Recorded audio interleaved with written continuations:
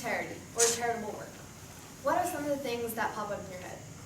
You might be thinking of volunteering in a foreign country, or maybe donating a huge sum of money to some international organization, or maybe even thinking about some of those celebrities who have donated millions of dollars to the fires in Australia, or to disaster relief in Puerto Rico, or to the American Red Cross.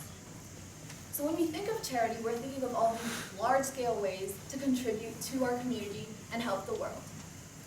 But then there's that common phrase, that charity begins at home. And that's a little misleading and pretty confusing too. Because on the surface level, it seems like that's telling us that focusing on our friends and helping our family and our inner circle is much more important than helping everyone else out there. But that's not really what it really means. So I'm sorry, but I'm not going to stand here and tell you how important it is for children to be doing household chores. That's not the point. Saying that charity begins at home has a much deeper and more significant, multifaceted meaning. First of all, charity is most effective when it comes from the heart.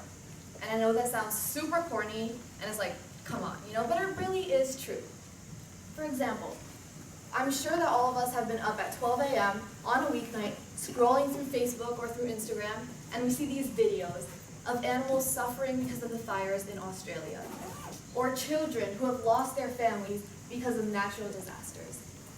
And making that personal connection and having an emotional response to these kind of things is what triggers donating and contributing to charity. But what allows us to do this is a state of mind.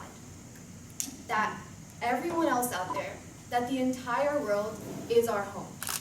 It's not your wife sitting there that's letting you write that huge check, but the state of mind and that mentality that everyone around you is one and is part of your home.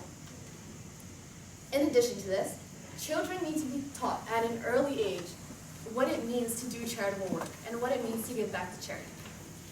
And this is because humans biologically are social beings. We are social creatures. We thrive and we're fulfilled by contributing to and interacting with and getting involved with the community. But we are also creatures of many contradictions. We are altruistic, meaning we want to help people, but we're also selfish. We're cooperative, but we're competitive. We're kind, but we can be aggressive. So it's very important to hone in on those altruistic qualities and those characteristics that make us want to give back, and really highlight and emphasize those and reinforce them to children at an early age. So charity does really begin at home. But home means your children, it means your spouse, your friends, your immediate family, but it also means your country. Countries all around the world, and the entire planet in general. That is your home.